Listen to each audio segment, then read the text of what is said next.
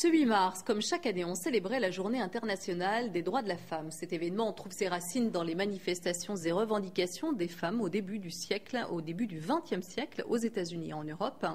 À l'époque, toutes réclamaient de meilleures conditions de travail, l'égalité des droits avec les hommes et aussi le droit de vote. Aujourd'hui, la longue histoire des revendications a permis à quelques femmes dans le monde d'accéder à la magistrature suprême. Mais au bas de l'échelle, elles sont encore nombreuses à se battre pour l'égalité des chances avec les hommes. L'image véhiculée par la femme dans la publicité est d'ailleurs symptomatique d'une société encore très machiste. Lilan Dao. En 2011, en plein Paris, voici ce qu'on peut encore voir. Elle s'impose au regard. Dans la rue, sur les affiches publicitaires, c'est l'image de la femme, mais pas n'importe laquelle. Des corps comme ça, minces, jeunes, frais, blancs, bien tirés, voilà, c'est vraiment le modèle occidental qui s'impose de la femme comme un morceau de viande, la femme à consommer, l'objet sexuel. Et c'est ça qui est, dans les villes, le grand livre d'images du machisme. Cette féministe ne rate aucune occasion de protester. Depuis 40 ans, elle milite. C'est en 2000 qu'elle fonde La Meute, la seule association de France qui épingle les réclames qu'elle considère comme sexistes. Depuis la création de la publicité, la femme a toujours été mise en avant, mais pas toujours dans le même rôle.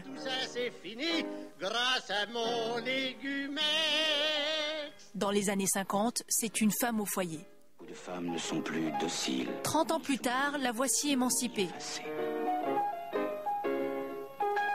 Même si certains clichés ont du mal à disparaître, années 90, ils inspirent toujours les publicitaires.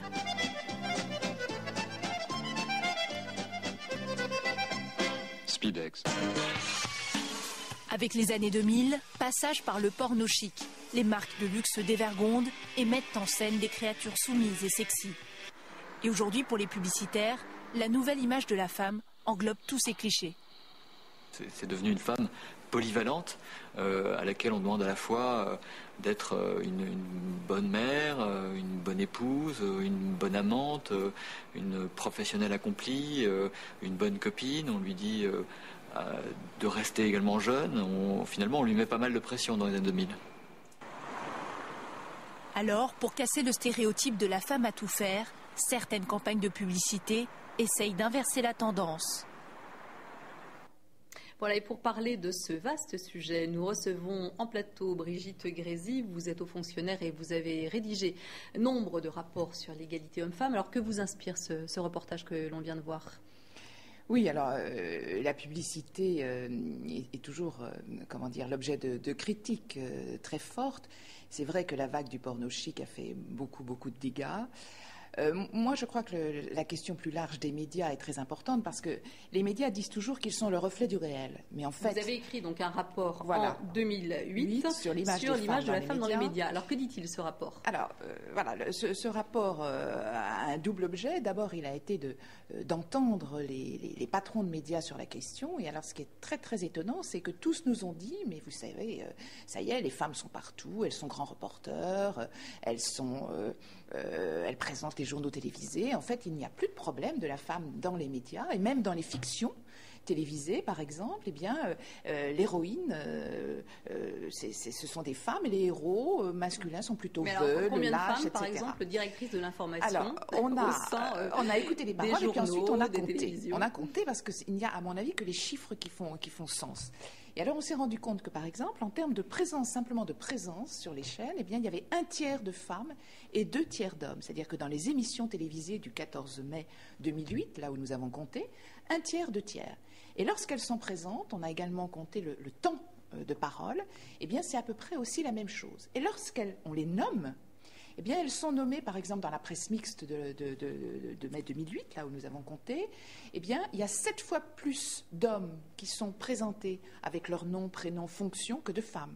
Il y a 3 fois plus de photos d'hommes. Il y a 4 fois plus de citations d'hommes, entre guillemets, style direct. Et globalement, les hommes sont présentés comme les acteurs du monde, ceux qui ont la vision d'humour, la vision surplombante, les experts. Et les femmes sont plutôt présentées comme des passantes, comme des femmes témoins, souvent comme des victimes, et toujours plus ou moins rattachées à la sphère du foyer. Autrement dit, on a un monde binaire totalement sans rapport avec le monde d'aujourd'hui, puisque je rappelle qu'il y a quand même 80%, plus de 80% des femmes âgées de 25 à 49 ans qui travaillent en France. Donc un monde un peu, archaïque, où les hommes font le monde et où les femmes regardent les hommes faire le monde. Donc elle ne serait toujours finalement qu'une devanture. Voilà, et alors c'est pour ça qu'on a signé, la Commission de l'image des femmes sur les médias a signé en octobre dernier un acte d'engagement de tous les médias qui se sont engagés à mettre plus de femmes expertes dans les émissions, puisque la parole d'expertise, c'est quand même une parole où précisément les femmes trouvent leur vraie place, qui est une place active. Précisément, vous nous apportez votre expertise sur la question aujourd'hui. Vous avez écrit également un rapport en 2009 sur l'égalité professionnelle homme-femme. Alors, que dit ce nouveau rapport ? Alors, ce nouveau rapport montre des avancées paradoxales. Je crois que la question de l'égalité entre les hommes et les femmes est pleine de paradoxes. Et c'est ça qui est intéressant, c'est d'interroger ces paradoxes. Alors d'abord, c'est qu'il y a une avancée considérable de la place des femmes dans le monde du travail. Je crois que c'est la grande révolution du XXe siècle et du XXIe. On a un taux d'activité toutefois limité. Voilà, on a un taux d'activité très important, il faut quand même le dire. Mais si on ramène en équivalent temps plein, alors l'activité des femmes ne progresse plus depuis les années 90, ce qui veut dire que le mode d'accès au monde du travail se fait beaucoup sur le temps partiel, sur le mode du temps partiel. Deuxième constat, et ça je tiens à le dire, c'est qu'on a un écart croissant entre les femmes qualifiées, les femmes cadres. Nous sommes en France le pays où il y a le plus de femmes cadres dans l'Union européenne. Et donc entre ces femmes cadres qui jouent le rôle de la mixité, plus ou moins le jeu de la mixité avec les difficultés que l'on connaît, et les femmes non cadres qui s'enfoncent dans la précarité. Nous avons quand même, les femmes sont 2 fois plus souvent au SMIC que les hommes, les 2/3 des bas salaires ce sont des femmes, 80% du temps partiel ce sont des femmes. On est à peu près à la moyenne de l'Europe, 30% en Europe, 30% en France, avec de grandes disparités entre les pays, mais on a la même moyenne, et avec un taux de fécondité qui est le meilleur d'Europe. On va précisément revenir sur ces stéréotypes, puisqu'en 2011, cette année, donc, vous dirigez un nouveau rapport sur les responsabilités familiales dans le monde du travail. Alors, je vous propose de voir, avant de poursuivre notre conversation, donc un reportage très éclairant sur ces fameuses responsabilités au sein de la famille. C'est un reportage de Jian Benzina. C'est l'éternelle guerre des sexes et des stéréotypes. Marteau contre balai, homme contre femme. En 2011, les clichés comme les inégalités ont la peau dure. La preuve, pour 95% des Français interrogés, il est facile d'être un homme, alors que pour une femme, le chiffre baisse à 75%. C'est encore plus facile d'être un homme parce que la parité n'est pas forcément encore effective au travail, que les hommes ont encore beaucoup d'avantages que les femmes ont du mal à gagner. La société accepte plus les hommes que les femmes. En cause, les tâches ménagères très inégalitaires. Selon le sondage, elles cristallisent les disparités hommes-femmes. À la maison, les femmes n'ont plus assez de bras. Elles sont décisionnaires sur les tâches ménagères, les courses, l'éducation des enfants, l'achat des vêtements, bref, un vrai tour de passe-passe. Pour cette sociologue, les femmes sont prisonnières d'une politique familiale qui les incite à s'occuper longuement des enfants en bas âge et d'une société qui évolue trop lentement. Ce qui est beaucoup plus difficile à changer, ce sont les mentalités.